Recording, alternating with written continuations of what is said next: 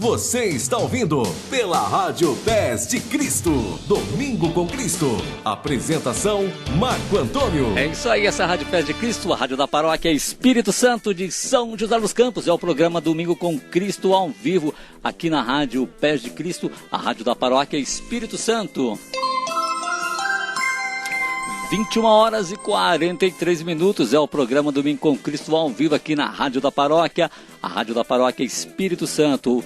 Você que participou da Santa Missa, né? Você que acompanhou aí o programa, a Santa Missa, acompanhou o programa Domingo com Cristo no primeiro bloco, né?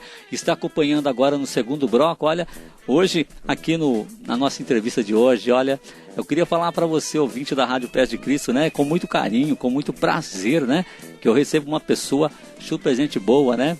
E especial, né? Aqui na Rádio Pés de Cristo. Já esteve no programa da nossa querida Alessandra Febig, não, o programa Papo Musical. Olha que legal, hein? E é com carinho que eu recebo aqui, né? A doutora Bianca. Uma boa noite, doutora Bianca. Boa noite, Marco. Boa noite a todos os ouvintes. A paz de Cristo a todos. É um prazer estar aqui. Muito obrigada pelas suas palavras. Olha, viu? É com muito carinho, né, doutora, que eu recebo você aqui. Desde já eu agradeço, viu? Agradeço a sua vinda aqui, né? E também, né, tem o pessoal que está acompanhando você, né? Que está aqui também, né? E eu agradeço também a presença deles aqui no estúdio da Rádio Pés de Cristo.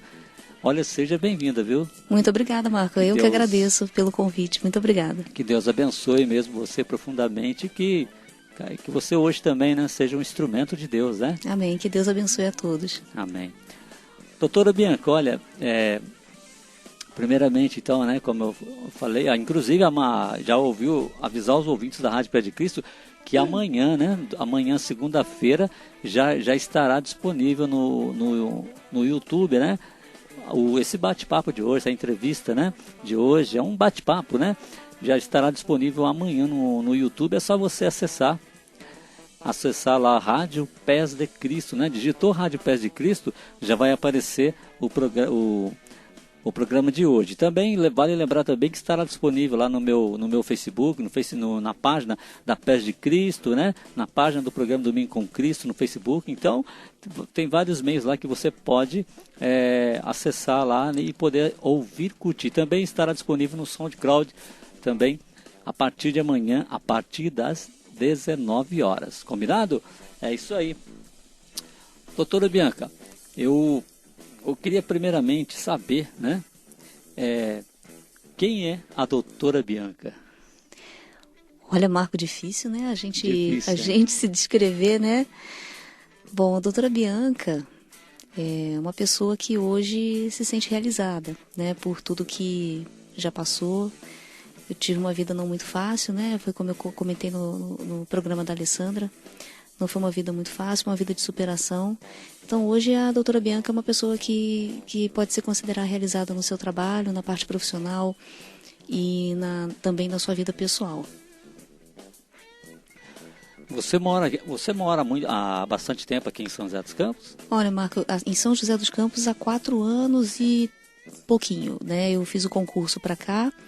Eu sou carioca, primeiro me mudei para Minas Gerais, depois morei em Brasília durante um tempo, voltei para o Rio, numa cidade chamada Macaé, fiquei 3 anos lá e depois eu prestei o concurso para cá, para ser médica da família, em São José dos Campos, né? E me mudei, passei com meu marido e viemos para cá. Tem 4 anos e um pouquinho. Já acostumou aqui? Já. Eu costumo dizer que é difícil agora me acostumar no Rio de Janeiro de novo. Eu voltei esses dias no fim de semana para visitar minha mãe e muito difícil me acostumar lá. Eu acho que eu não tenho mais aquele ritmo de cidade maior, assim. E São José é uma cidade muito, muito boa, né? Que oferece muitos serviços. E uma cidade grande, né? Mas que tem tudo que a gente precisa. Mas não tão conturbado quanto o Rio de Janeiro, né? Então hoje eu tenho dificuldade de me acostumar no local de onde eu vim. Eu acho aqui bem melhor, então eu gosto muito. Você sabe que eu também, você falou em Rio de Janeiro, né? Eu sempre tive vontade de ir lá. Eu já fui quando eu era criança há muito tempo, né? Devia ter mais ou menos uns 10 a 12 anos. Sim. Hoje eu estou com 42. Hoje né? com 25, né, Marco? Com cara de 25, né? Falando nisso, você sabia até, eu lembrei o dia do aniversário meu, porque foi o dia que foi no dia 26, né, que você veio aqui, né? Foi no dia 26, 26 de isso. agosto, né? Eu fiquei mais velhinho no dia 27. Nossa, nem te dei parabéns, Marco. Obrigado. E a gente começa a lembrar. Não, mas é o que eu estava falando do Rio de Janeiro, né? Sim. É uma cidade, como eles falam, tem um lugar muito lindo lá, né? Lá é muito bonito, né? Continua muito bonito. É que às vezes a pessoa fala assim, mas tem muitas pessoas que realmente... alguns falam assim, mas tal lugar não é legal. Não é que é legal, às vezes as pessoas que não têm Deus no coração. É verdade. Não é mesmo? É verdade. E acaba destruindo, porque lá assim, a gente vê pela televisão, mas eu já pesquisei muita coisa e a gente vê que é lindo mesmo, né? Se é a gente, muito bonito. Né? Às vezes, igual eu estava falando esse dia para um amigo aqui, até achei muito bonito alguma viagem que o pessoal faz assim para fora do Brasil, mas a gente tem tanto lugar até no próprio Brasil para visitar, para ver a beleza, né? Você sabe que eu penso isso também, Marco? Tanta gente, né, às vezes planeja aquela viagem enorme, né, para ir para fora. E o Brasil é tão grande, né? Se a gente for conhecer cada cantinho desse Brasil aqui, tem coisas tão bonitas, e às vezes até muito mais bonitas que lá fora, né? E o Rio de Janeiro é um lugar que eu posso te falar, é muito bonito, não só pelas praias, né, mas por tudo mesmo, né, mas infelizmente é o que você falou, as pessoas acabam não tendo Deus no coração e acabam estragando algumas coisas, né. Acaba, como diz aquele velho ditado, né, acaba até queimando o filme da cidade. É verdade, né? Queima mesmo. Porque hoje em dia, quando a pessoa acolhe Deus no coração, igual a irmã aqui, né, que estava vendo o testemunho dela lá do Espírito Santo, verdade, né. Verdade, eu ouvi. E a gente vê tantos lugares Deus, né, ele age e com a pessoa acolhendo, ela acaba sendo o espelho de Cristo para as pessoas, né? Sim. A face de Cristo começa a ser mostrada através do rosto da pessoa, porque igual eu comento, né, tem uma passagem lá em Gálatas 2:20 que fala assim, eu vivo, mas já não sou eu, não é um livro de Paulo, né? Eu vivo, mas já não sou eu, é Cristo que vive em mim. Então, quando a pessoa ela quer realmente, ela se deixa, né, Jesus agir na vida dela. Verdade. Deus ele realiza maravilhas, né? Verdade. Quando a gente tem ouvidos, né, para ouvir e olhos para ver, né, Marco? É verdade. Ô, doutora, falando em Rio de Janeiro, né? Você estava falando aí, eu gostaria de saber um pouquinho da sua infância. Sim. Posso falar assim. Eu nasci no Rio, né, na capital mesmo, no bairro de São Cristóvão, no Rio de Janeiro, que é uma região da Zona Norte, é uma região mais pobre do Rio de Janeiro. Nasci numa família bem pobre, isso há 37 anos atrás, né? Eu fiz aniversário também 7 de setembro, Marco, um pouquinho depois de você. Dia do feriado. Dia do feriado. Olha que benção aí. No dia da independência. Já comemora tudo junto, Já né? comemora. Então nasci em 78, lá no Rio de Janeiro. E a minha primeira infância, até uns 6, 7 anos, foi uma infância bem difícil, uma infância bem pobre mesmo, né? Meu pai... Ele sempre vendia toalha na rua, meu pai sempre foi ambulante, minha mãe não trabalhava para cuidar de mim. E assim, sempre foi uma vida mais complicada. E aos 9 anos, como eu contei no programa da Alessandra, minha mãe veio a falecer. Ela foi diagnosticada quando eu tinha 8 anos com câncer de mama. Naquela época o tratamento era bem mais difícil, hoje a gente aprimorou muito isso, o tratamento do câncer é completamente diferente, ele ainda é sofrido, mas não tanto quanto era naquela época, né? Os quimioterápicos eram bem mais fortes, então ela sofreu bastante e durante um ano ela padeceu pela doença, né? E aos 9 ela veio a falecer e eu fiquei sozinha, na verdade ficamos eu e meu pai. E por 6 meses tivemos uma vida muito boa. Nesses 6 meses foi o melhor pai do mundo. Mas eu não sei o que aconteceu e te falo que até hoje não entendo, né, porque eu não tive a oportunidade de conversar com ele ainda. 6 meses depois ele me abandonou. Eu não sabia muito bem o que acontecia, eu estava estudando, né, na época. E acho que por ser criança mesmo eu não entendia muito bem o que acontecia com ele. Mas ele ficou diferente depois de um tempo, alguns meses, e depois de 6 meses ele saiu de casa e me abandonou trancada em casa, com a chave por fora. Eu fiquei trancada em casa. Nossa. Por 2 semanas, né, sem nada, sem energia, sem comida, sem telefone, sem água, sem nada. Olha. E como a minha família é toda do Paraná, tem parte em São Paulo, no interior de São Paulo, na região de Registro, e parte do Paraná, e Paraná, muitos lugares, né? Principalmente Paranaguá. Os irmãos da minha mãe, a família do meu pai, é toda de São Paulo e Paraná. Então não tinha ninguém da família, né? Para que visse que eu estava ali.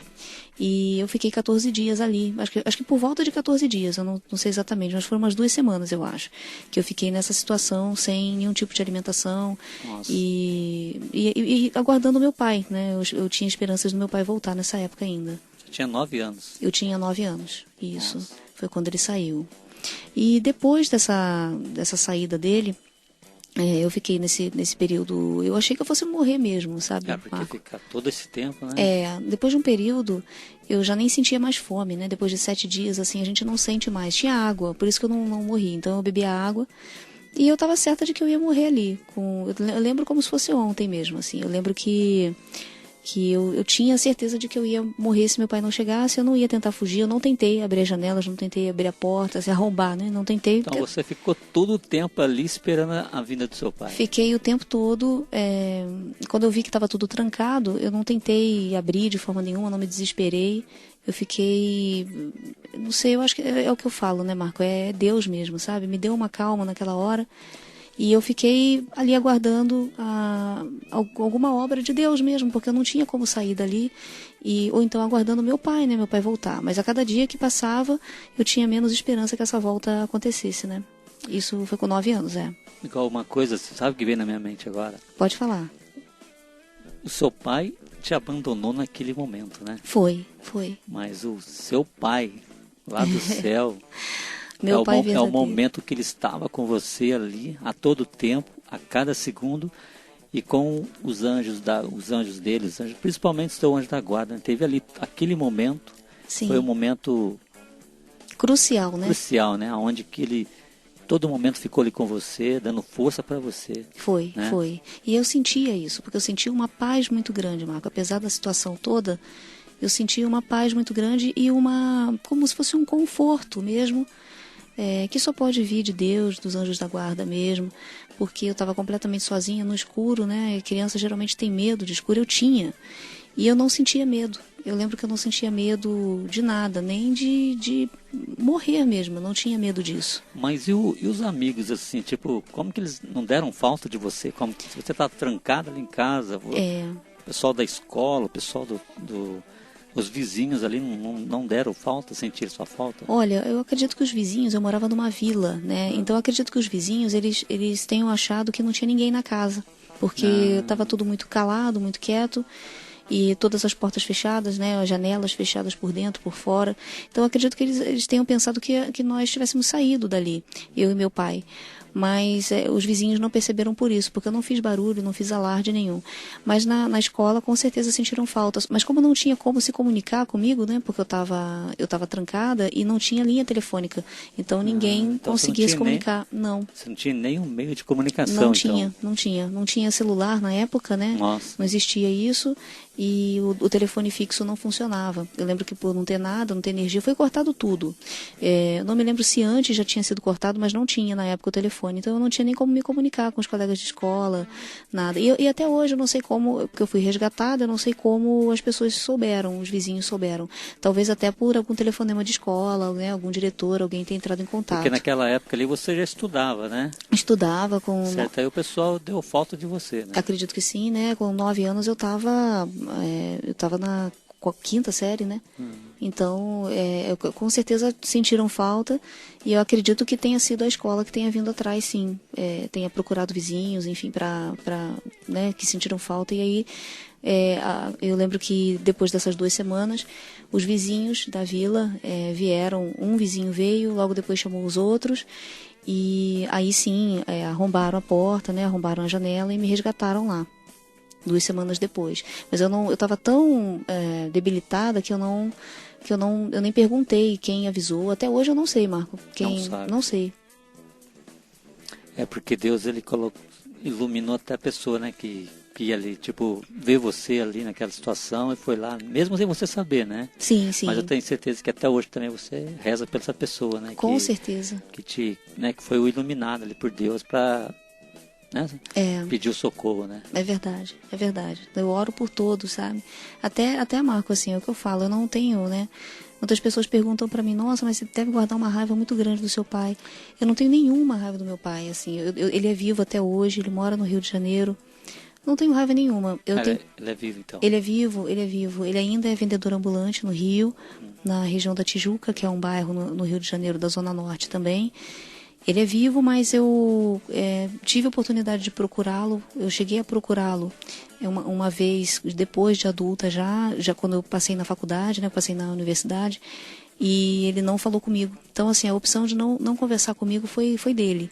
Mas eu não tenho raiva nenhuma dele, de forma nenhuma. Eu oro por ele para que ele fique bem, sabe? Sempre, nunca tive raiva, porque quando ele foi meu pai, na verdade ele é meu pai, mas quando ele foi presente, ele sempre foi o melhor pai do mundo. Então eu não tenho nenhuma mágoa dele. Não tenho. É isso, com uma coisa que você falou. Inclusive hoje eu toquei uma música hoje da Adriana, né, que chama Abraço de Pai, né? Quer dizer, muito tempo você teve esse abraço de pai várias vezes, né? Tive. E teve um momento que teve o abandono, né? Ele te abandonou, mas você, igual você falou, você não guardou mágoa, né? Não, nenhuma. Nenhuma.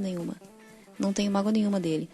Muito pelo contrário, eu oro por ele para que ele fique bem. Mas deixa eu te perguntar uma coisa. E aí você, né, ele te abandonou, a sua mãe, a sua mãe mesmo, ela era viva, já tinha falecida, né? Ela faleceu, 6 meses antes do abandono. E aí como ficou o seu destino? Então, aí eu fui resgatada em casa pelos vizinhos. E esses vizinhos, conversando comigo, perguntaram se havia alguém que pudesse ficar comigo. Eu falei que não, porque eu não sabia. Meus parentes eram todos de fora, né, do Paraná e São Paulo. Então eu mesma solicitei para esses vizinhos que eles me orientassem a algum orfanato, né, que me colocassem em algum orfanato para que eu pudesse continuar ali para tentar encontrar outra família. Então eles me colocaram no orfanato e ali eu fiquei durante um tempo, durante pelo menos um ano nesse orfanato. E passou na sua cabeça que você, porque tem muita criança, doutora Bianca, tem muita pessoa, criança, né, que vai para o orfanato, muitos são esquecidos, né? São. E marca muita gente, né, Marco? Porque a gente conhece outras crianças e quando a gente entra no orfanato com essa idade, né, de 9, 10 anos de idade, é muito complicado porque a gente já entra sabendo que não vai conseguir sair. É como se fosse uma certeza que você não vai sair dali.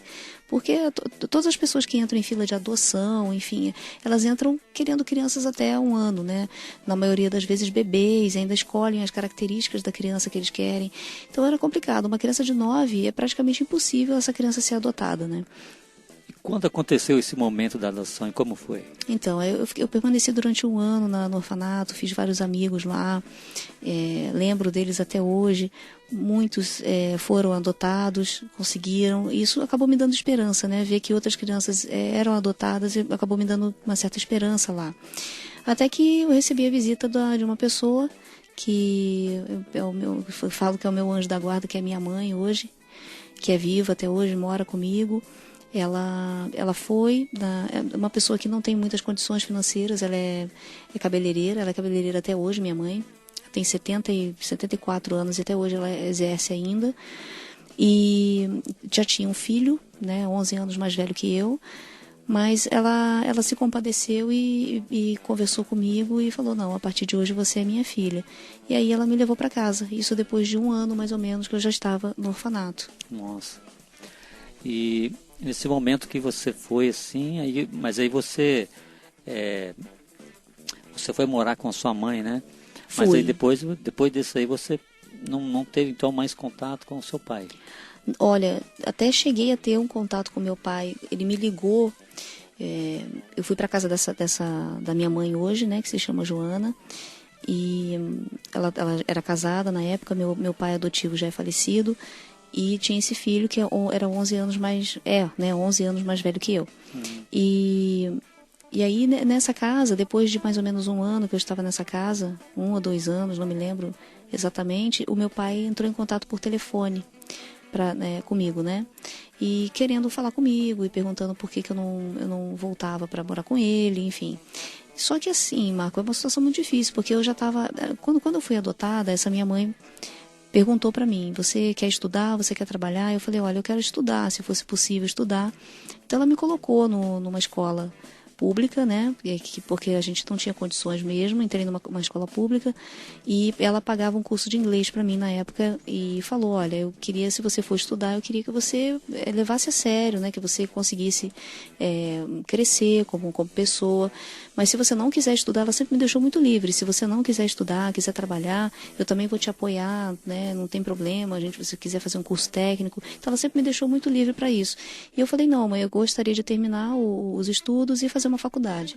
Então ela sempre apoiou muito essa minha decisão e assim, me ajudou pra caramba. Então, nesse primeiro ano, foi difícil a adaptação na escola, né, o curso de inglês, tudo. Mas eu estava feliz, sabe, com a minha nova família. Então, quando meu pai entrou em contato, eu falei, pai, eu não tenho condições, porque meu pai, ele começou a se envolver, aí sim eu descobri, né, algumas coisas do meu pai. Ele começou a se envolver com drogas, né? Meu pai traficava, ele trazia drogas para São Paulo, para o interior de São Paulo. E eu achava que ele tinha uma empresa de concertos de televisão e, na verdade, meu pai, ele lidava com drogas e já era usuário de drogas. E eu acabei descobrindo isso depois, né? Depois de um tempo, com os vizinhos mesmo que falavam e eu via determinadas coisas também. Então eu falei pro meu pai, pai, eu não tenho futuro com você, né? Se você gosta de mim, me deixa seguir minha nova vida, né? Então depois disso foi o único contato. Ele chorou bastante, mas não falou mais nada e depois disso ele não entrou mais em contato comigo. E a sua mãe adotiva, como que é? A minha mãe adotiva, ela é um amor de pessoa, né? Ela sempre foi muito rígida. Na minha criação ela foi muito rígida, né? Desde criança, na verdade, porque como eu sou descendente de japoneses, a criação ela geralmente é muito rígida. Então eu sempre tive essa criação. E a minha mãe adotiva, ela também sempre foi muito, muito rígida com isso, né? Com o estudo, com o trabalho. E hoje eu agradeço muito por ela ter sido assim, porque se ela não tivesse sido, talvez eu não tivesse chegado onde eu cheguei. Mas é uma pessoa muito companheira, minha melhor amiga, né? Hoje, e mora comigo até hoje. Aqui, ela veio para São José para morar comigo. Tá, mora com você. Ela mora comigo em São José. Ela até tem Ela é do Rio também.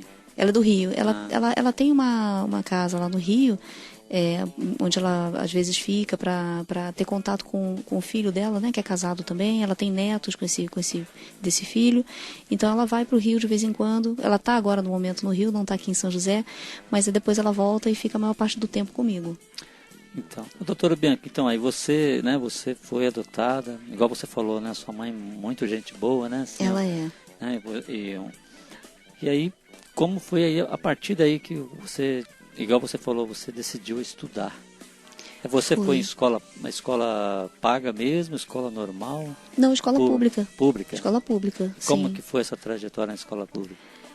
Foi interessante, porque quando eu fui abandonada, eu estudava em escola particular, né? Mas depois da minha adoção, eu fui para a escola pública, porque minha mãe não tinha condições de pagar. Mas o meu irmão, ele sempre estudou em escolas, numa escola boa, né? Que é uma escola que se chama São Bento, no Rio, que é dos beneditinos, né, dos monges beneditinos. Hoje é uma das melhores escolas do Rio de Janeiro. E ele tinha bolsa lá, então por isso que ele estudava nessa escola. Então o que aconteceu? Eu estudava na escola do governo, mas eu sempre pegava a matéria dele, pegava os livros dele e estudava além do que eu aprendia nas escolas, né, na escola normal. Então eu levei bem, só que sempre tentando me esforçar para aprender um pouco mais do que eu aprendia naquela escola municipal, né? Então eu pegava os livros dele, ele me ensinava muito, me dava aula particular, tudo. Olha que benção. Então ele me ajudou pra caramba. E o interessante é igual você falou, né? Você não ficou parada no tempo, né? Você aproveitou todo até o próprio material que o seu irmão tinha, né? Sim, Para poder adquirir mais conhecimento, né? É verdade. E isso tenho certeza que hoje tudo aquilo que você fez lá atrás, você vê o fruto que deu, né? Porque foi algumas ajuda a mais, né, para você, né? Foi. Igual você falou também, é que seu irmão também te ajudou, ele deu aula particular para você também, né? Sim, e meu irmão ele acreditou muito, né? Porque quando eu falei que gostaria de ser médica, as pessoas da minha família não acreditaram muito, né? Inclusive minha mãe mesmo, ela falava, não, você né, tenta fazer outra coisa. Ou então a gente estava naquela época em que tinha muitas pessoas descendentes de japoneses indo para o Japão para trabalhar, para conseguir dinheiro. Então ela falou, por que você não faz isso? Porque se você tentar fazer medicina vai ser muito difícil, você não vai conseguir passar. E eu não sei porque desde os 9 anos o que eu quero fazer, quis fazer sempre foi medicina. Eu nunca quis fazer outra coisa. Eu sempre quis tentar fazer alguma coisa que cuidasse do outro, né? Então, eu tinha isso na minha cabeça desde os 9 anos. Desde antes até mesmo do falecimento da minha mãe, eu queria fazer medicina. E foi um sonho que eu vi meio que perdido quando tudo isso aconteceu. Quando eu fui adotada, eu retomei esse sonho e queria realmente fazer e sempre me empenhei muito em fazer. E ele foi uma das pessoas que acreditou nisso. Ele falou, por que não, né? Estuda, tenta procurar alguma coisa a mais, enfim, eu te ajudo. E era difícil, sabe, Marco? Porque era uma discrepância muito grande entre uma escola e outra, sabe? Então foi bem complicado, assim, seguir uma outra escola. Então ele chegava em casa, ele me passava todas as informações, me ajudava muito e acreditou principalmente nesse sonho. Quando você chegou, assim, para sua mãe, assim, né? Sua mãe adotiva, né? Chegou, mãe, eu quero ser médica. Ela acreditou? Como que foi? Não acreditou, Marco. Não acreditou? Não acreditou. Vou ser bem sincera, ela não acreditou.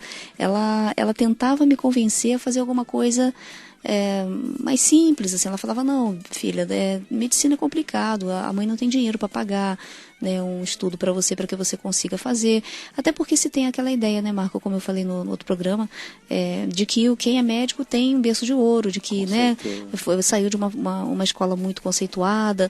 Então, como eu não tinha essa condição de ter uma escola conceituada, e eu teria que necessariamente que passar para uma universidade pública, porque a gente não tinha recursos para uma faculdade particular, ficava mais complicado ainda, né, porque uma faculdade particular hoje já é difícil você conseguir entrar. Tem uma faculdade que é caro, né? É caro demais. Hoje a mensalidade está por volta de R$8.000, né, para fazer medicina. E para passar nessas faculdades também não é fácil. Então, na faculdade particular, então imagina na faculdade pública, né? Então, se tinha a ideia de que na faculdade pública, se tem até hoje, né? A ideia de que só entra quem sai de uma escola muito boa, por exemplo, Poliedro aqui, o Objetivo, né? E então ela não tinha essa esperança, ela achava que não era possível. Sabe que uma coisa vem na minha mente, doutor? Pode falar. Uma coisa que eu sei que até meu irmão, né? O meu irmão, ele estava comentando esses dias em casa e você falou uma coisa aí, veio na minha mente agora. Ele paga a escola particular, né? Paga a escola particular pro filho dele. Sim. Igual você né, estudou escola pública. Foi. Né? E tem gente hoje em dia que o pai e a mãe pagam escola particular, né? O pai e a mãe soa e não dá valor. Não dá valor, né? Não dá valor. E eu vejo isso no caso do meu sobrinho. Meu sobrinho, ele não liga, só quer saber de jogar videogame. Ah, né? meu Deus. Então, é coisa que ele está com 14 anos, né? Sim. E muitos vão em bala pelos amigos, né? Porque os amigos são só nessa hora, e na hora que a gente precisa, pula fora. Né? É verdade. Então, eu fico imaginando assim, igual você falou que estudou em escola pública. Sim. Eu fico igual você estava falando aí, estava passando um filme na minha cabeça aqui, né? Quantas noites de sono você, perdeu entre aspas, né? Ganhou, né? Ganhou, né? Ganhou. Porque quantas noites você passou em claro, né? Nossa, Marco, eu nem tenho ideia. Porque eu passo noite em claro estudando desde que eu me conheço por gente, mesmo. Porque eu comecei a me preparar para o vestibular desde o momento em que eu fui adotada. Então eu praticamente não tive a adolescência de sair, assim, eu nunca senti essa necessidade mesmo, Marco. Nunca tive essa necessidade de sair, enfim, de ter lazer, assim, eu nunca tive isso. Eu gosto ainda, né, de ler muito, então eu lia muito. O que eu pedia era para minha mãe comprar livros para mim, livros assim fora da parte escolar. Então eu gostava de ler, gostava de ouvir música, então eu ficava na maior parte do tempo ouvindo música, lendo, em casa mesmo. Tinha meus amigos da escola, mas eu não era de sair. Né? Então eu nunca senti essa necessidade de sair, assim. Então eu já perdi a conta de quantas noites eu passei em claro, porque na faculdade piorou ainda. Não é fácil. Eu tenho um sobrinho meu que ele estava estudando Ele é fisioterapeuta, né? Sim. E eu vi os estudos dele lá, muita coisa. Falei, meu Deus, e ele passava várias noites também, assim, acordado. A gente passava na faculdade, a gente até tomava Coca-Cola com café para ficar acordado, porque a gente não conseguia, né? Porque eram noites e noites que a gente virava. Em compensação, o resultado vem depois, né? Vem depois, né? A gente tem que ter isso, até para os adolescentes, né? Que hoje estudam. O seu sobrinho mesmo que você citou, né? Acho que falta só essa visão de que tudo que a gente conquista, tudo que a gente, como você falou, perde, entre aspas, né? Na adolescência, a gente perde às vezes o convívio, a gente perde o lazer. Você não está perdendo, né? Você está ganhando, isso é para você. Até inclusive mesmo, meu irmão ficou muito chateado, porque ele comentou comigo, falou assim, olha Marco, inclusive agora no Dia dos Pais que passou, ele foi mandado embora, né? Nossa, seu irmão? Ele foi mandado embora nesse último corte que teve da GM. Nossa. Inclusive foi no Dia dos Pais, né? Caramba! Foi no Dia dos Pais, aí esse foi o presente do Dia dos Pais cruel. Que a gente que ganhou, né? Não só foi 800 pessoas mandadas embora. Nossa! Né? Então falou, agora como que eu vou pagar? Vou ter que colocar numa escola pública. Estava pagando, se eu não me engano, 600, 700 reais. Nossa, né? Marco. Então, é igual eu falei, não é fácil, né? A pessoa tem que aproveitar mesmo, se o pai e a mãe estão pagando, né? Tem essa oportunidade de pagar, porque não são todos, né? Não são todos. Então tem que aproveitar. Ô doutora, deixa eu perguntar assim, hoje em dia você está exercendo a medicina da família, né? Isso, hoje eu exerço a medicina da família, que a gente chama de estratégia de saúde da família, né? Isso. Eu queria que você falasse um pouquinho sobre isso. Claro, eu vim para São José num concurso de 40 horas, né, que geralmente o Ministério da Saúde preconiza que seja 40 horas. Hoje já se aceita 32 até 20 horas em UBSs diferentes, mas quando eu prestei o concurso de 40 horas aqui em São José, eu e meu marido, né? E desde então trabalhamos na estratégia. A estratégia de saúde da família, ela é um programa do governo diferenciado, já que já existe há mais de 10 anos, mas em São José é um projeto novo. Nós fomos os primeiros médicos a entrar nesse projeto. E a ideia do projeto é a gente fazer o atendimento da família inteira, né, e ter aquele bairro, né, tanto que a gente não abrange a cidade inteira. Cada médico da estratégia de saúde da família abrange uma população entre 4.500 a 5.000 habitantes, né? Existe um máximo de habitantes naquele local que você pode fazer o atendimento. Então, cada médico é responsável por uma área, né, por um bairro, geralmente, ou por um ou dois bairros, contanto que o número de habitantes fique no máximo entre 4.500 a 5.000 habitantes. Então, eu trabalhei na região do Freitas, do bairro dos Freitas, ali na zona norte de São José. Fiquei 4 anos lá. E a estratégia, ela vê isso. A gente conhece a família, o ambiente familiar. Por quê? Nós atendemos gestantes, nós fazemos pré-natal, então atendemos as gestantes. Logo após a criança nascer, nós fazemos a puericultura e acompanhamos essa criança durante sua vida toda, né? Fazemos o atendimento da pediatria, né, que é a criança um pouquinho maior, a puericultura, que é a criança um pouco menor. Fazemos também o atendimento clínico normal e fazemos visitas domiciliares, então acompanhamos os pacientes em casa. E aí podemos assim conhecer o problema social do paciente. Muitas vezes o paciente ele chega para você com uma queixa, e essa queixa ela não por exemplo, uma dor de cabeça, uma cefaleia que a gente chama, né? E muitas vezes essa cefaleia, ela não você vai procurar na família, entra na casa do paciente, fica amiga do paciente, você trata a mãe desse paciente, o filho desse paciente, você acaba conhecendo a estrutura familiar daquela pessoa. E muitas vezes essa dor de cabeça é um filho que está no tráfico, é um filho que acabou de falecer, né? É um marido que bate nela. Então, assim, são várias coisas que você acaba sabendo, porque todos são seus pacientes, então você acaba entrando naquela estrutura familiar e entendendo um pouco melhor o que acontece ali. Então, o seu trabalho ele não fica restrito à parte técnica da medicina, né? Você abrange uma gama de conhecimentos maior. Você consegue ver a parte social desse paciente, ver a parte, né, familiar desse paciente. Então, a gente trata o paciente como um todo. Isso que é legal da estratégia, né? Porque a gente, no atendimento só de 15 minutos, em que você conversa com o paciente e ele vai embora, você não tem essa abertura. E na estratégia, não. Como a gente atende aqueles mesmos 5.000, você acaba conhecendo bem, depois de um tempo, todas as famílias, né? Eu lembrei que numa pessoa também, você falou né, daqui a pouco eu quero saber um pouco mais sobre isso aí. Eu lembrei de uma médica que também fazia essas visitas. Foi uma médica que pelo menos assim, um tempo, né, tem um carinho muito enorme por ela. Ela trabalhava no SUS, É. doutora Marico.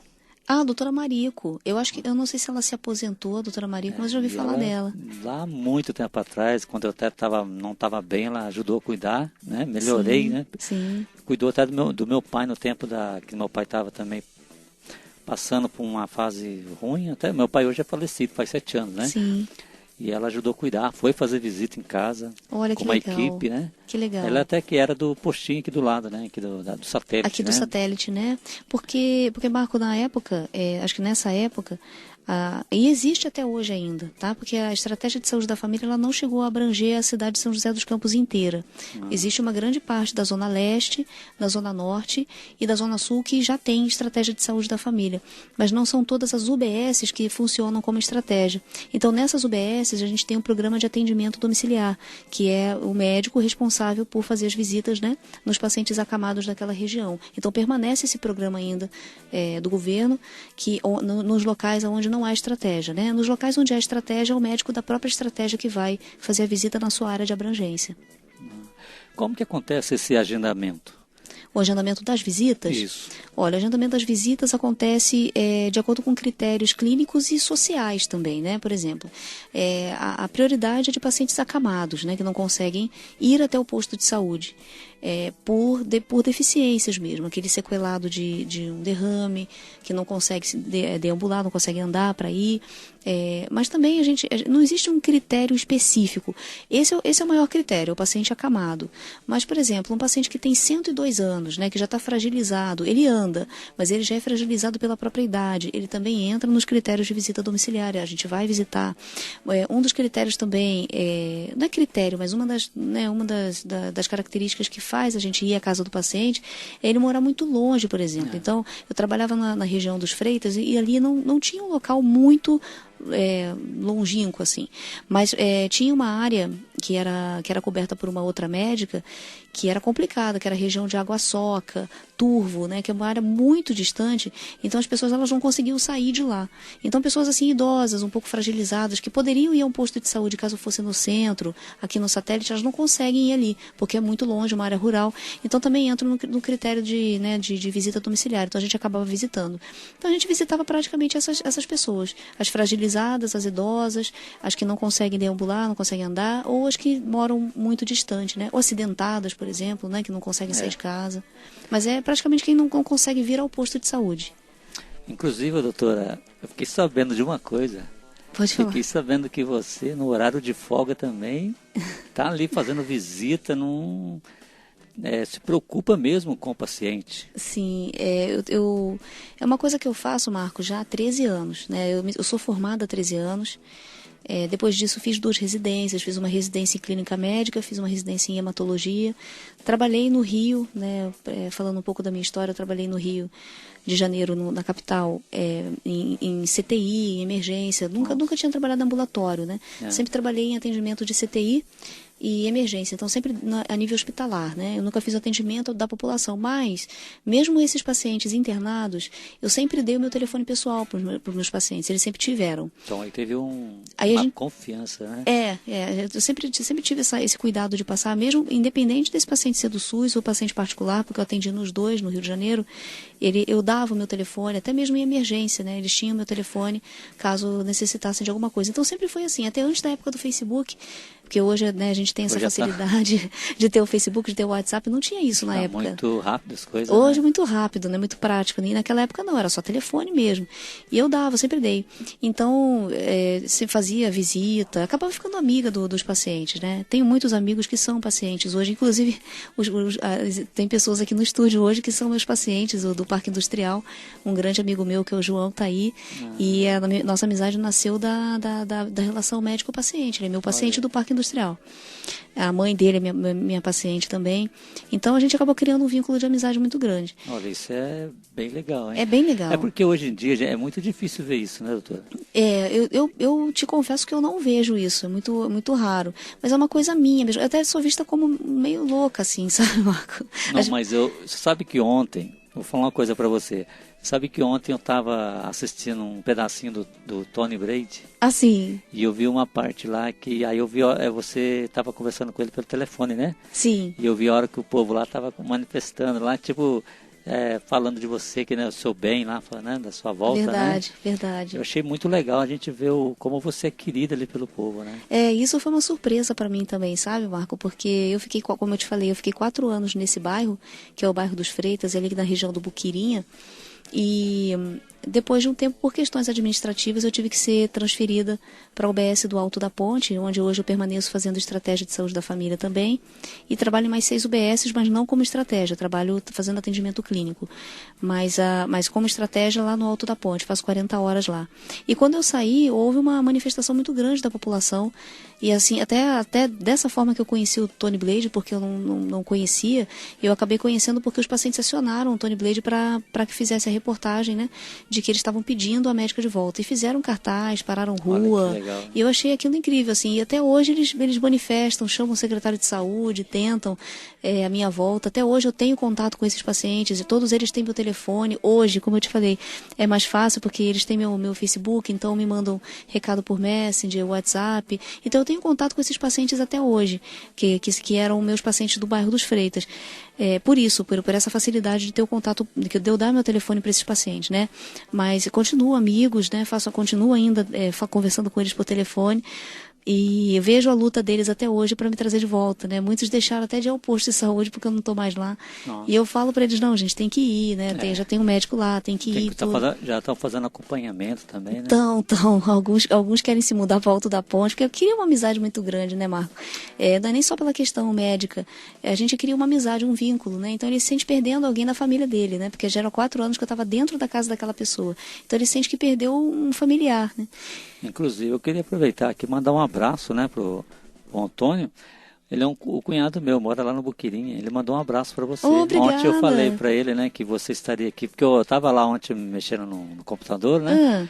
Aí ele viu sua foto lá, né, que estava arrumando para convidar o pessoal para o programa de hoje, né? Sim, sim. E ele viu e falou, doutora Bianca, eu conheço ela. Olha. Então ele mandou um abraço para você, o Antônio, né? Ele é o meu cunhado. Um abraço, Antônio. A minha esposa morava lá no Buquirinha também, na família dela, lá no Buquirinha 2, né? Olha Aí só. ele já sempre vai ali também. Então eu quero mandar um abraço para o Antônio, para todos os seus familiares que moram lá no Buquirinha, Marco. E deixa eu perguntar, aí você tem o povo, né, fez essa manifestação assim, mas o que passa no seu coração quando você vê ali o povão, né, com essa vontade de você estar de novo ali atuando ali? Olha, Marco, é complicado, né? Eu sinto, é uma tristeza, sabe? Parece que eu perdi uma família enorme, assim. É isso que eu sinto. Ao mesmo tempo que eu fico triste por ver, né, que eles estão tristes, que eles querem o meu serviço de volta, querem meu atendimento de volta. Ao mesmo tempo eu fico feliz, assim, por saber que tantas pessoas gostam de mim, né? Eu não tinha ideia até esse momento. Isso é legal porque eu tenho certeza que você vendo essas coisas, isso te dá um motivo cada vez, né? Cada dia, cada minuto, dessa vontade de você exercer com amor essa profissão de médica, né? Sim, é verdade, é verdade. Eu passei por muitas dificuldades na prefeitura, sabe, Marco? Nesse período de transferência, eu tive muitas dificuldades, até relatei para a Alessandra no outro programa, né, sobre as perseguições. Eu fui muito perseguida. Acho que talvez, não sei, pelo atendimento, não sei exatamente o motivo, mas eu sofri bastante. Então foi num momento, a população pediu meu retorno e me deu esse privilégio, né, de ser uma pessoa querida num momento muito difícil que eu estava passando, sabe, de perseguição, tudo. Então eu acho que isso me deu forças para continuar, né? Como você falou, me deu forças para exercer minha função com muito mais amor, né? Com muito mais dedicação, sabe? Então foi num momento importante, eles me deram força para continuar em pé. O pessoal, quando eles observam algo bom, eles sabem que aquilo ali está ajudando, eles lutam pelo direito, né? Lutam. E isso foi uma coisa inédita, né? Como o próprio Tony Blade falou, a gente nunca viu isso, eu nunca tinha visto isso. Então, eu me sinto privilegiada, né? Eu me sinto privilegiada por Deus de ter uma população que gosta tanto de mim, que me tem como uma pessoa tão querida. Porque é muito difícil hoje, a gente vê hoje muito, Marco, as pessoas pedirem para o médico sair, né? É verdade, já e a gente não vê manifestação pedindo para o médico voltar, né? Então isso é muito difícil. Então eu fiquei muito, muito feliz, me sinto uma pessoa escolhida por Deus mesmo.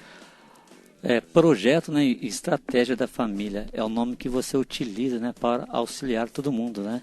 É esse projeto, essa estratégia que eu te falei, né, que a gente tenta dar uma cobertura maior para cada paciente, uma atenção maior. E essa comunicação que você tem com o paciente, igual você falou também, cada um deles tem todos os seus contatos, né?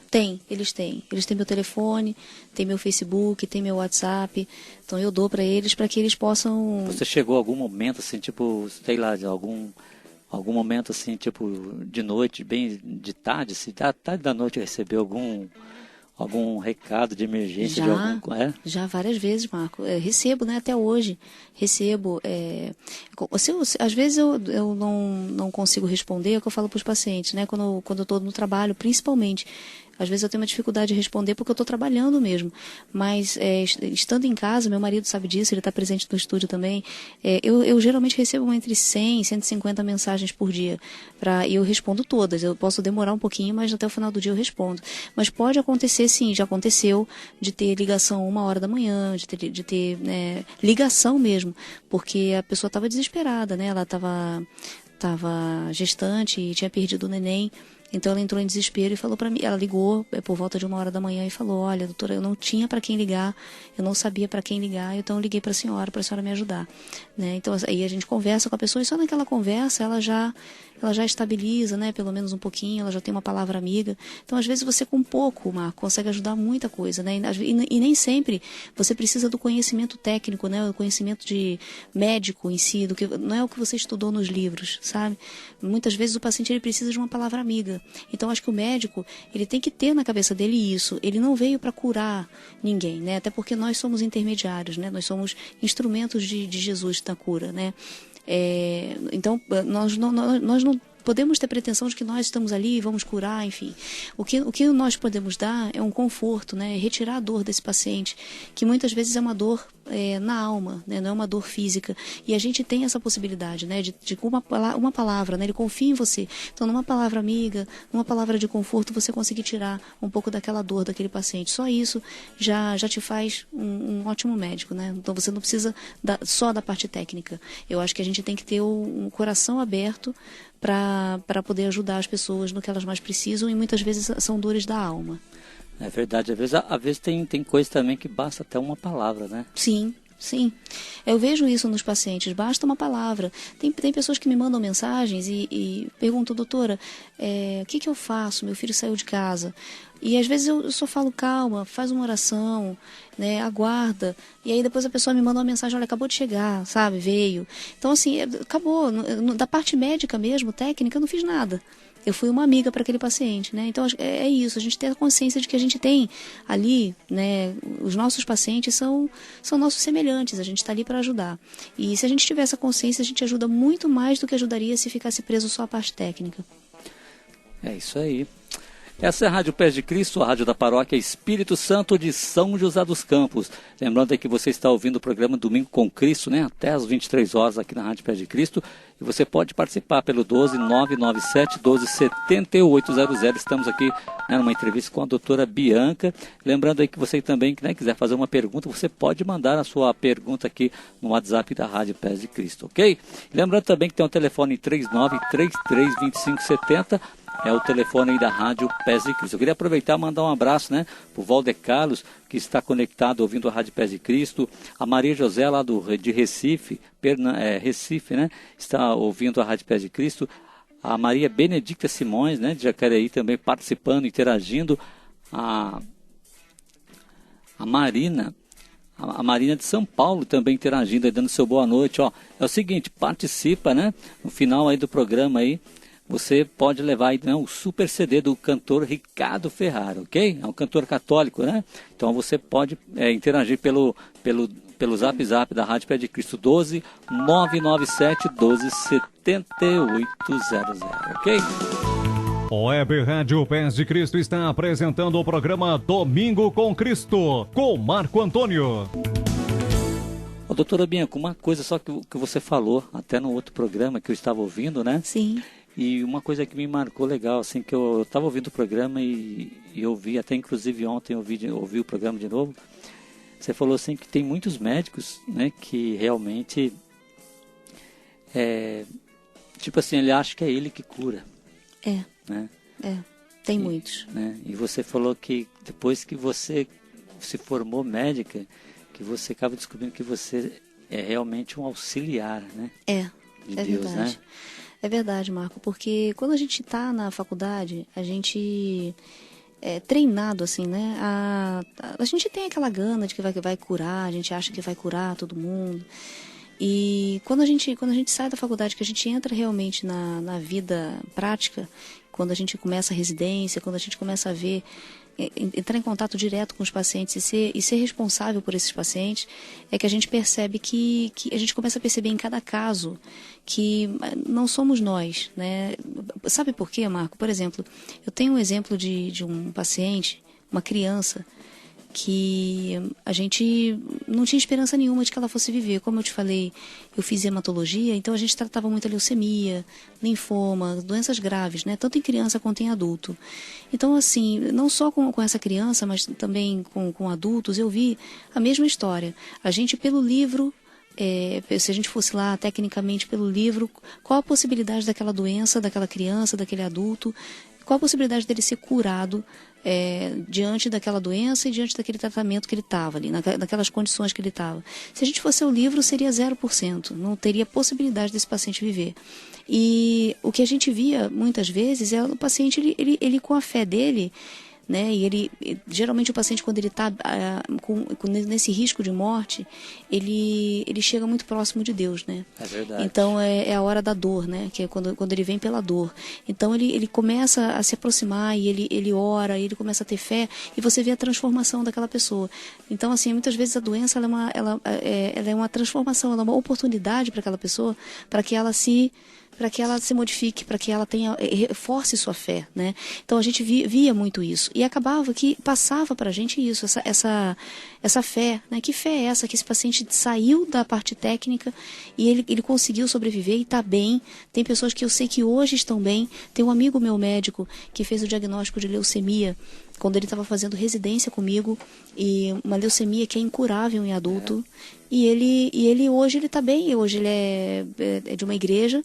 E está muito bem, já se passaram aí 12 anos, a expectativa de vida para ele era 0 em 5 anos, e ele está bem, teve ainda 3 filhos depois da quimioterapia, da radioterapia, e está muito feliz, né? Então, e eu vi a proximidade que ele começou a ter com Deus, com a palavra de Deus, com a palavra de Jesus. Foi uma coisa incrível, a transformação dele como pessoa, sabe? E quando a pessoa, Deus, ele age na pessoa, né? Ele age... Você vê que ele transforma, né? Transforma. E uma coisa, só falar uma coisa para você, até comentei com você fora do ar, né? Eu comentei que eu já passei por 9 cirurgias, né? Comentou. Até só uma coisa, assim, não vou falar aqui, alguns ouvintes já acompanhou o testemunho, mas eu não vou falar por causa da entrevista, mas só falar uma coisa, no dia mesmo da minha cirurgia, sabe o que aconteceu? Uma coisa que ninguém acredita, até eu depois eu fiquei sabendo e não acreditei. O quê? Enquanto a médica estava me operando, a médica, a doutora Gisele, né? Ela também fiquei sabendo depois que ela era católica também, né? Sim. Ela, o pai dela. Mas a secretária, todas as secretárias eram evangélicas. É mesmo? E na hora que eu estava na cirurgia, elas pararam ali, se reuniram num quartinho e foram orar por mim ali. Olha que coisa bonita. Sabe? Então, isso foi assim muito marcante. E até a médica mesmo, né? Ela passou para mim pelo trabalho dela, assim, a fé dela, que eu consegui observar através do jeito que ela trabalhava, eu consegui enxergar Cristo nela. Então que é a mesma maravilha. coisa, né? Igual você comentou, né? O paciente, ele enxerga Jesus no médico, né? Enquanto o médico, ele quando ele vai trabalhar, ele fala assim, olha, que eu seja um instrumento. Que eu seja um instrumento. Um instrumento de ti para as pessoas. Sim. Né? E acho que essa humildade que a gente tem que ter, né? De que nós somos instrumentos de Jesus, instrumentos de Deus, e vamos fazer o possível dentro da nossa capacidade para levar o conforto para esse paciente. Ô, doutora, olha, você luta, né, e supera cada dia por ser diferente, pelo carinho e amor dessa profissão. Sim, sim. E não é fácil, né? Não é fácil. Não é fácil porque é aquilo que eu te falei, Marco. Eu sempre me dediquei muito. Fora do horário, né? Então hoje, por exemplo, eu trabalho de 7 às 6h20, né, que é o meu horário de trabalho. Eu faço 10 horas por dia no posto de saúde, na verdade com horário de almoço 11, né? De segunda a sábado. Então eu só tenho o domingo, que eu tenho livre, mas o que eu tento fazer após o trabalho, né, após as 6h20, eu passo o meu cartão e muitas vezes eu vou ver paciente mesmo, né, depois à noite. Um paciente que eu fui ver à noite, por exemplo, é uma criança que até foi através de um pedido de ajuda do programa do Tony, né? Eu fui ver, era 11 horas da noite quando a gente chegou na casa do paciente, porque eu não conseguia ir cedo, não tinha tempo para ir. E era num local bem longínquo, assim, a gente foi. E eu não tenho muito problema com o horário, não. Assim, eu saio do trabalho, vou ver se for necessário. Tem amigos que pedem ajuda, às vezes alguém pede ajuda para um outro paciente, eu vou. E domingo eu tiro para fazer isso também, sabe? Visitas para pessoas que precisam, né? E que acabam chegando a mim através dos contatos que têm. Meus pacientes têm meus contatos e acabam precisando de ajuda para outros pacientes, então eu vou para vê-los, né? Isso no fim de semana, no domingo e após o meu horário de trabalho durante a semana também. Nossa, no domingo também. Domingo é o dia que eu vou mesmo. Então esse aí é como diz, né, o verdadeiro amor pela profissão. Eu né? amo muito isso, eu amo muito o que eu faço, Marco, porque eu lutei muito para conseguir, né? Para conseguir. E uma coisa aqui, doutora, uma coisa que eu tenho certeza que isso aí é o que eu vou falar, mas é verdade, né? O melhor resultado, o melhor salário, eu acho que é quando você ganha, quando você olha na pessoa ali, você vê um sorriso no rosto dela. É a melhor coisa, é a melhor coisa. E possa falar, nossa, graças a Deus, como diz, missão cumprida. Missão cumprida, porque não tem dinheiro que pague isso, Marco, não tem dinheiro. Né? Eu acho que infeliz do médico que tenta enriquecer com a profissão, né? Primeiro, porque a nossa profissão ela é um dom divino, né? Como todas as profissões, né?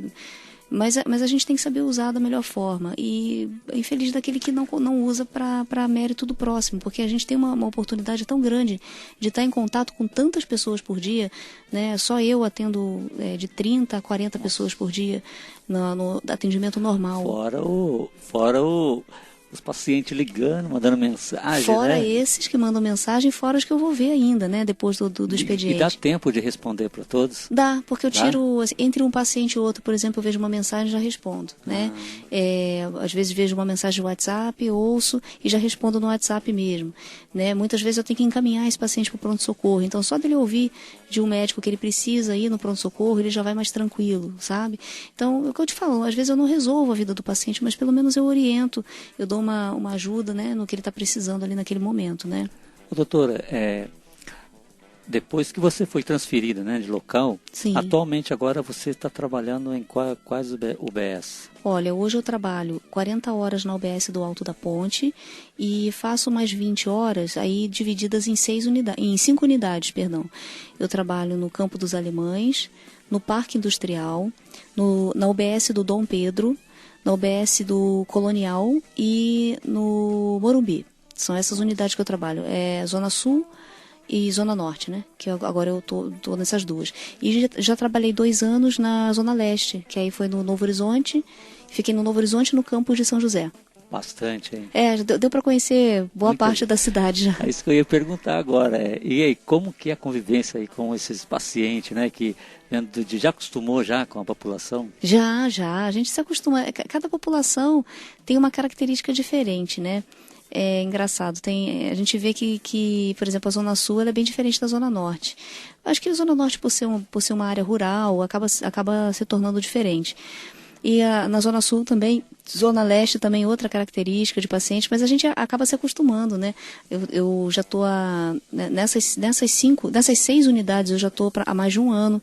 No Novo Horizonte eu fiquei 2 anos, no Campo São José 2 anos, no Buquirim eu fiquei durante 4 anos, Alto da Ponte eu vou para 6 meses já. Então, assim, passa tão rápido e a gente acaba se acostumando, sim, né, com as características de cada população. E é legal isso, a gente poder conhecer, né? A gente conhecer um pouquinho da cidade através do atendimento médico, né?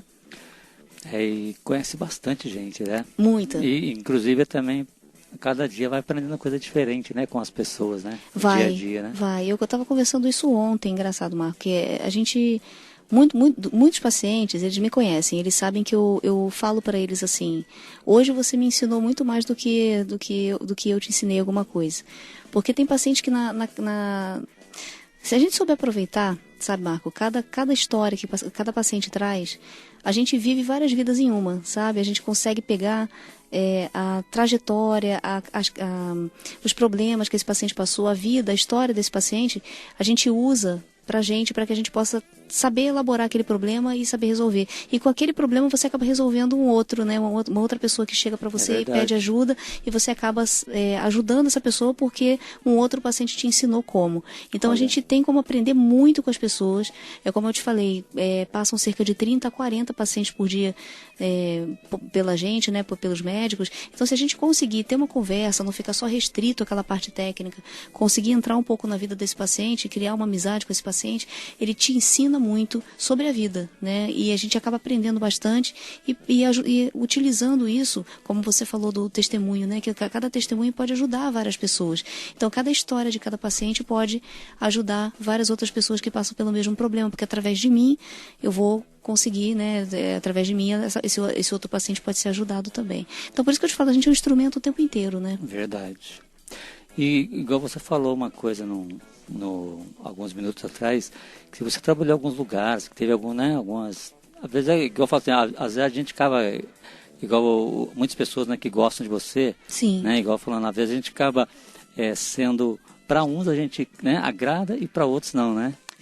E você já acostumou também por causa dessa transferência, assim, você já acabou acostumando com algumas perseguições que tem? Olha, sabe, Marco, eu hoje até acostumei, porque eu acho que, assim, no início, eu sempre, na verdade, Marco, desde a infância, eu sempre fui muito perseguida, né? Sempre tive muitos problemas, assim, com relação à perseguição. E eu nunca entendia isso, né? Eu falava, poxa vida, por que, né, eu sou tão perseguida se eu não procuro isso, eu não tento fazer nada para prejudicar outras pessoas, e eu via que cada vez eu era mais perseguida. Como um relato da minha vida, né, porque eu vou falar para você, falei no programa da Alessandra, na época em que eu fui adotada, eu fui muito perseguida por traficantes naquela época, porque meu pai, como eu te falei, era usuário e traficava também, então ele tinha dívidas e acabava sendo perseguida por esses traficantes. E eu tinha que sair na rua, pegar ônibus, ir trabalhar, e estudar, né, na época estudar, com medo danado, porque eu pegava ônibus no Rio de Janeiro com 10 anos de idade, 11, Nossa. Sozinha. Tinha que ter muita fé mesmo para poder ir, né? Porque eu tinha muito medo, porque eu era perseguida na rua mesmo. E depois disso, assim, a minha vida ela sempre foi muito recheada de perseguições. E até depois da parte médica mesmo, depois de ser médica. E aqui em São José aconteceu isso. Eu começou uma perseguição por conta da prefeitura e passei por muitas dificuldades. Eram coisas que se tornaram pessoais. Entre funcionários mesmo da própria UBS que eu trabalhava. Era uma funcionária que tinha um problema muito sério com vários outros funcionários também, e acabou me prejudicando também. E essa perseguição começou a ficar maior porque ela tinha vários contatos e tudo, então eu me senti muito perseguida. Mas depois de um tempo eu comecei a ver que isso começou a me ajudar até, sabe? Porque eu acabei assim ajudando mais pessoas, né? Porque as pessoas acabaram me conhecendo mais, então eu acabei ajudando mais pessoas depois dessa perseguição do que antes, porque antes eu estava só na restrita aquele local, e hoje não, hoje eu tenho uma abrangência maior de pessoas que eu consigo ajudar, sabe? Exatamente. Inclusive uma coisa que você falou, né? De tudo essa teve perseguição, hoje você está atuando, né? Algumas UBS. Sim. Deixa eu te fazer uma pergunta para você. O que significa para você a palavra superação? Olha, a palavra superação... Depois de tudo que você passou, né? A superação para mim, Marco, essa palavra é o significado da minha vida, porque eu não lembro de nenhum momento na minha vida em que eu não estivesse superando algo. Então, superação é o sinônimo da minha vida mesmo, sabe? Hoje eu vejo assim, e acredito que de muitas pessoas, né, Marco? Porque quem não tem problemas sérios, né? Quem não passa por dores, né, todos os dias, quem não tem sua cruz para carregar, né? E a gente não agrada a todos mesmo, né? Jesus não agradou a todos, quem sou eu para agradar a todo mundo? Então a gente tem que pegar a nossa cruz, levantar e continuar andando. E eu acho que a palavra superação ela tem que ser tem que ser colocada no vocabulário de todas as pessoas, porque se a gente está aqui nessa vida para superar, né? Então que todo mundo tenha essa força em Cristo para que possa superar os problemas da sua vida, suas dores. E a gente vê no caso aí que eu estava vendo as pessoas, né, que acompanham o seu trabalho, né? A população que acompanha, inclusive igual eu falei para você ontem, eu estava vendo lá no Tony Brady, né? Sim. Tava vendo lá. Inclusive, queria mandar um abraço para o Tony Brady, né? Que sempre acompanha a rádio também. Legal. Aqui. E deixa eu falar uma coisa para você. A população, assim, também já chegou a pedir para você, assim, doutor, gostaria que você saísse para vereadora. Já pensou, tá falando ali pelo povo? Já, eu acho que por toda essa repercussão que existiu, né? Através do programa do Tony também, as pessoas, eu acabei ficando conhecida por conta disso, e os manifestantes, como eu te falei, até hoje as pessoas pedem o retorno, então foi uma coisa que se estendeu, e as pessoas acabam falando isso, doutora, vem como vereadora, a população pede isso, né? Porque a gente precisa de pessoas que lutem pela saúde, né? Porque a saúde é muito deixada de lado, muitas vezes, sabe, Marco? Não só principalmente pelo governo, né? Então a gente hoje vê, a saúde está precária no Brasil inteiro. A gente não tem um local onde a gente possa dizer assim, o SUS ele está maravilhoso nesse local. Não tem. A saúde ela está falida no Brasil todo. Então é difícil você ver um médico do SUS que tem essa dedicação, que queira, né, ajudar principalmente além do seu trabalho. Às vezes nem no trabalho, quanto mais fora do trabalho. Então é muito difícil. Então as pessoas veem isso e falam, nossa, doutora, vem porque para você poder ajudar a gente na saúde, porque a saúde realmente está complicada. Não só em São José dos Campos, mas no Brasil inteiro. Geral, né? Geral. Né? Então eles têm essa confiança. Já teve sim, as pessoas já vieram conversar comigo, já pedindo para ser, mas nunca foi o meu objetivo não, Marco. Assim, nunca parei para pensar sobre isso não. Mas pedem sim. Mas e se fosse vereadora, o que seria, hein? Se eu fosse vereadora, deixa eu pensar aqui. Olha, difícil, hein?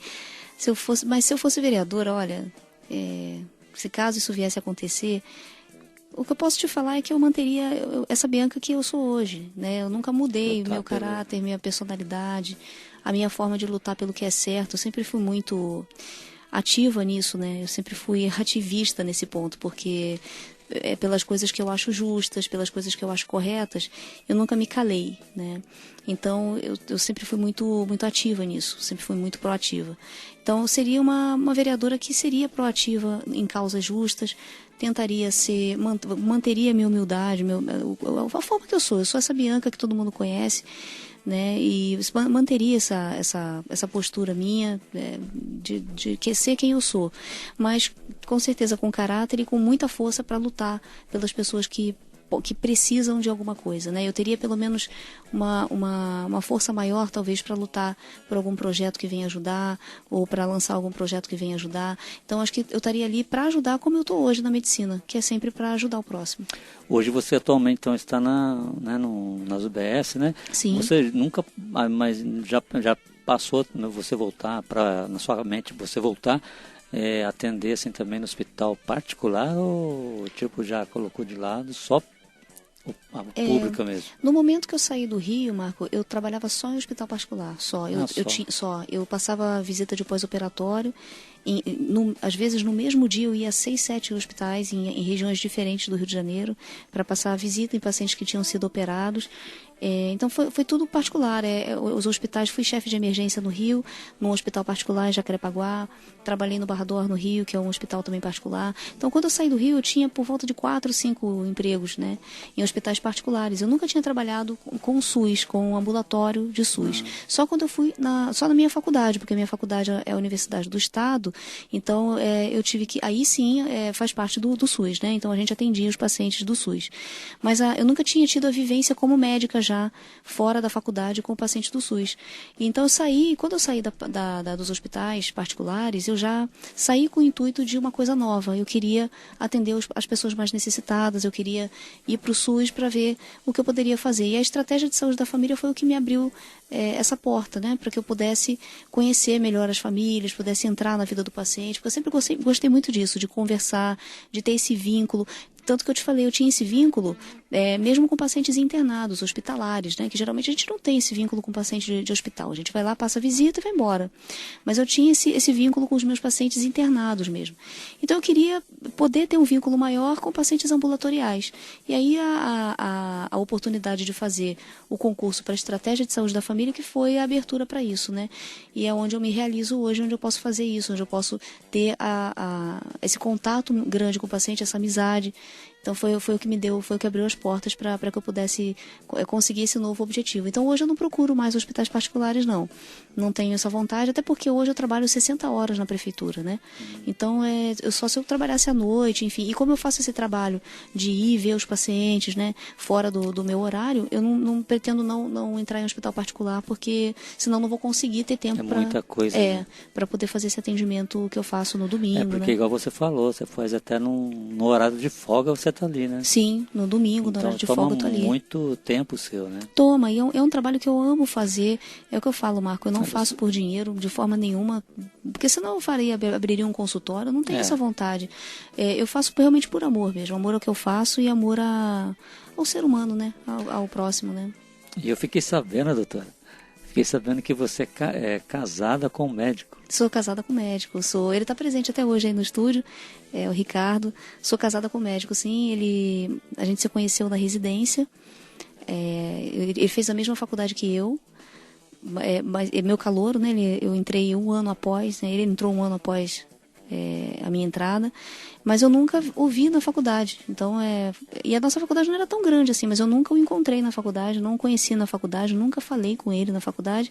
E depois de passar para a residência, eu fui fazer residência de clínica médica no Hospital Silvestre, lá perto do Cristo Redentor, no Rio. Ele foi meu residente. Eu era R2, né? Estava no 2º ano de residência e ele entrou como residente um ano após. E aí que a gente começou a conversar, se conheceu e viemos a nos casar. E hoje estamos 7 anos casados. Nossa, tempo, hein? Tempinho. Por exemplo, eu também vou chegar lá, né? Já tá chegando, esse ano, Marco? fiz 5 anos. Então, tá chegando, Marco, já. É quase lá. Eu já, se Deus quiser, logo chega. Chega. Mas, doutora, como que Então, você é casada com um médico, né? Você já nunca imaginou que um dia casar com um médico? Não. Porque, Marco, assim, desde criança, eu acho que tá pelos traumas que eu passei mesmo, sabe? Eu nunca pensei em casar, na verdade. Eu queria ter uma vida independente, era isso que eu queria, né? Certo. Poder fazer o que eu queria fazer, que era ser médica, poder tratar das pessoas, poder ajudar o próximo, poder ser útil e ter uma vida independente só. Nunca pensei assim, meu sonho é ter casar, é ter filhos, nunca tive isso comigo. E conhecer meu marido foi uma oportunidade de Deus mesmo, porque eu não procurava, e ele também era uma pessoa que nunca procurou. Ele tinha Esperou o momento. Ele tinha na cabeça dele que ele não iria casar, né? A gente conversou depois sobre isso, e ele tinha na cabeça que ele não ia casar, que ele ia ficar solteiro sempre. Ele nunca tinha namorado na vida, até a faculdade, até a residência. Ele passou a faculdade inteira sem namorar ninguém. Então foi uma coisa de Deus mesmo, sabe, quando a gente se encontrou. Como diz, né? Isso aí já foi tudo planejado por Deus, né? Já foi planejado por Deus, já foi, com certeza. Como tudo na vida da gente, né, Marco, é planejado por Deus.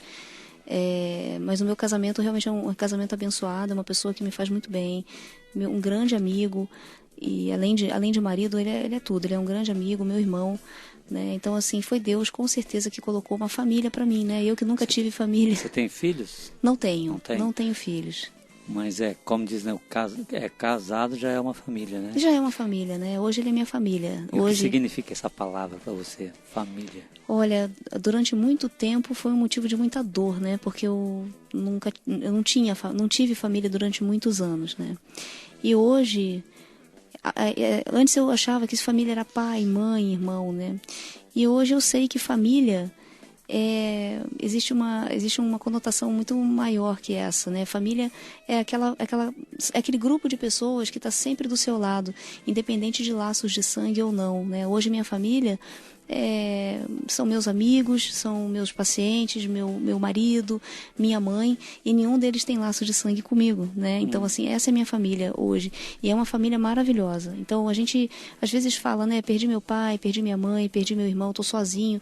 Não, você não está sozinho. Deus com certeza vai colocar pessoas no seu caminho e que vão ser sua família. E sua família são seus amigos, sim, aqueles que estão sempre do seu lado, são aquelas pessoas que se aproximam, seu marido, né? Ou não, às vezes um vizinho. Gente, é isso, a família ela não tem que ter vínculo de sangue. A gente é a família em Cristo, né? Que a gente fala, né?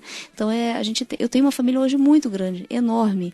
Se eu contar todos os pacientes que eu tenho uma família imensa, né? Eu que não tive família, hoje eu posso falar que eu tenho uma família imensa, assim, porque eu considero meus pacientes meus familiares, sabe? Qual foi esse momento que Jesus entrou na sua vida? Olha, Marco, o momento que Jesus entrou na minha vida, eu acho que foi quando ele entrou forte, eu acho que no momento em que eu fui resgatada. Aí eu vi que eu podia, sabe, que eu tinha forças para ficar em pé. Foi um momento que eu vi que ele sempre esteve presente, na verdade, sabe? Naquele momento em que eu estava sem as pernas mesmo, ele estava presente. Mas eu só pude enxergar isso, eu acho que quando a dor diminuiu um pouco, quando eu fui adotada. Aí eu consegui olhar para trás e enxergar que naquele momento em que eu estava abandonada ali, naquele momento que eu passava fome, que naquele momento ele estava ali. Eu que não consegui ter a capacidade de ver isso, sabe? Mas ele sempre esteve presente. Mas eu senti a presença, acho que no momento que eu fui, quando a dor diminuiu um pouco, quando eu fui adotada. Olha, e só no momento que você foi adotada, assim, só voltando, você demorou muito tempo para até aparecer a sua mãe adotiva, assim? Demorou mais ou menos um ano, Marco, um ano e pouquinho, para que ela aparecesse, né? Então eu convivi durante um bom tempo ali no orfanato. Jesus, ele, né, você vê, como a gente está falando assim, né, como foi o momento que Jesus entrou na sua vida, né? Então ele já planejou tudo para você, né? Verdade. Colocou tudo do jeito dele, né? Na hora que ele quis, na hora, né? É verdade, Marco. Que ele já estava ali só esperando o momento, né? É verdade, Marco. Deus, ele vai realizando maravilhas. Vai sim. Eu costumo falar isso, Marco, que hoje eu olho para trás, sabe, eu não vejo dor, eu não vejo angústia, eu não vejo uma vida ruim, eu não falo isso, sua vida é ruim, foi ruim, Bianca, nossa, como você sofreu, as pessoas falam isso para mim. E eu falo que eu vejo como uma vida abençoada. Porque...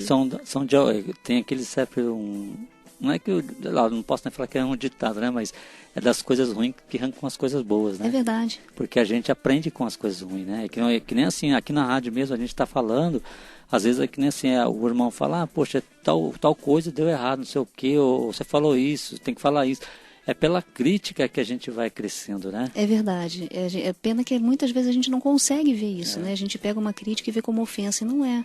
É através ou uma dor e vê como um sofrimento eterno. E é só como diz, é só no silêncio do dia a dia que a gente consegue escutar a voz de Deus, né? A gente tem que silenciar a nossa mente, tem que silenciar para o mundo todo fora, para que a gente possa orar e se conectar com Deus, sim.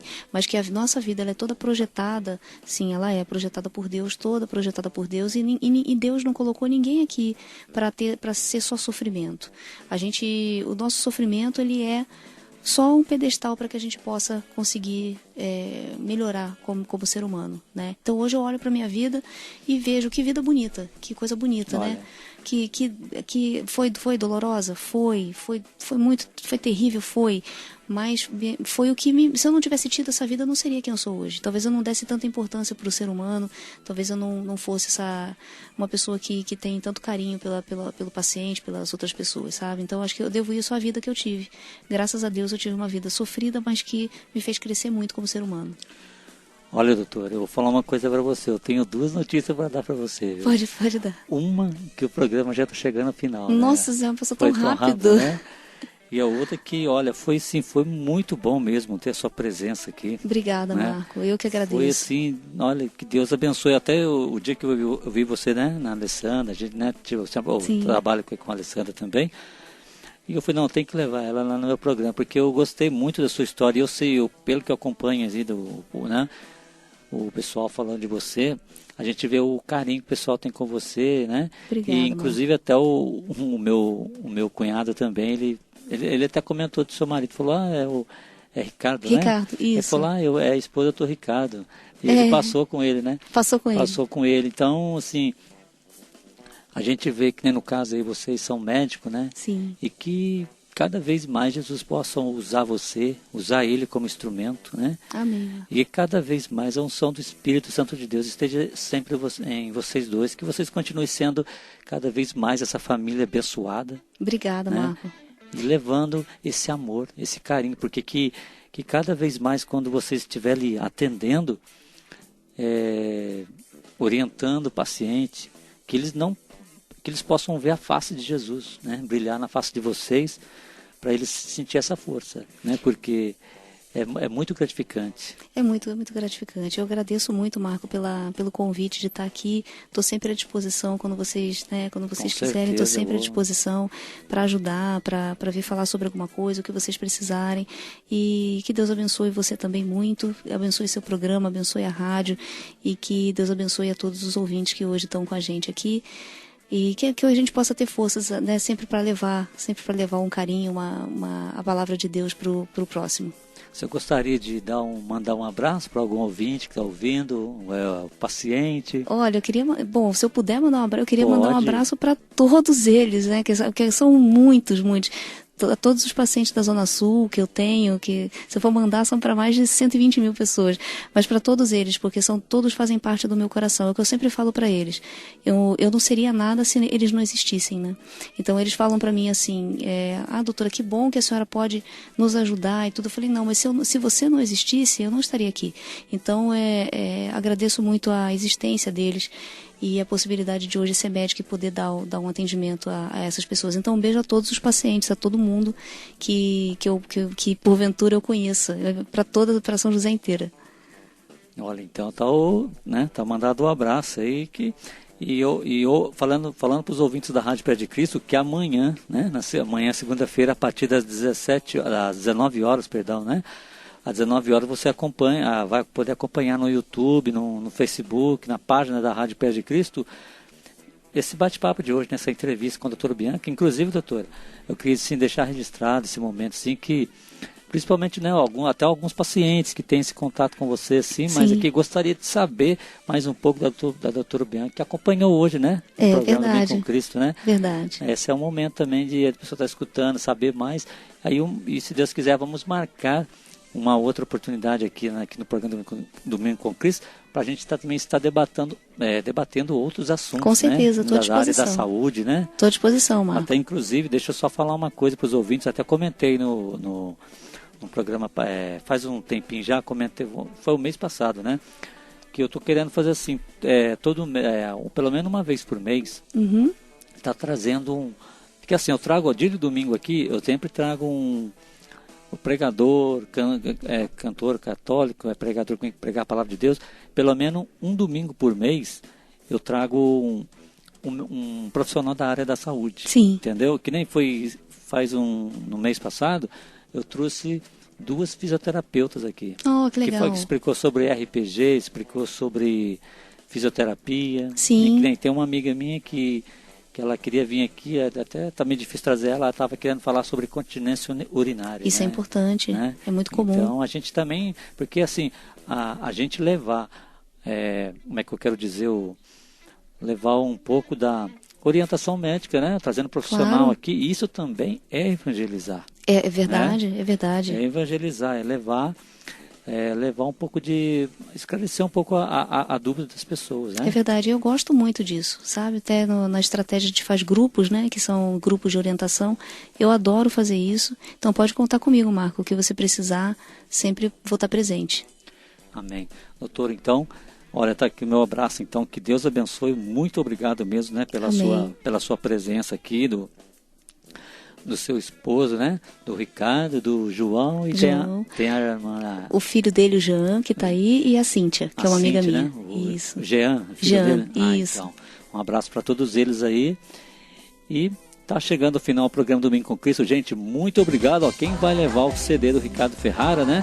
É o Walter Carlos, do Campo dos Alemães, né? Jardim Interlagos, Campo dos Alemães, pertinho ali, né? Ele vai levar o CD do cantor Ricardo Ferrara, né? Um cantor católico de São Paulo.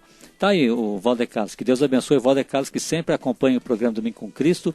E lembrando aí que você, amanhã então, você acompanha a reprise, né, de hoje, vai estar amanhã disponível no YouTube. É só você digitar Rádio Pés de Cristo, tá bom?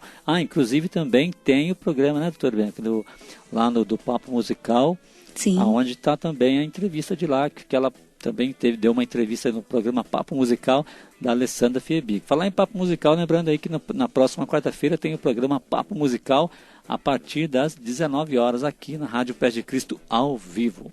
Ok? Doutor, então Deus abençoe, viu? Deus abençoe, Marco. Obrigada. Amém. Tchau, tchau. Essa é a Rádio Pés de Cristo, a rádio da paróquia Espírito Santo de São José dos Campos. Fico por aqui, um forte abraço, Deus abençoe, tchau, tchau. O Web Rádio Pés de Cristo apresentou o programa Domingo com Cristo, com Marco Antônio.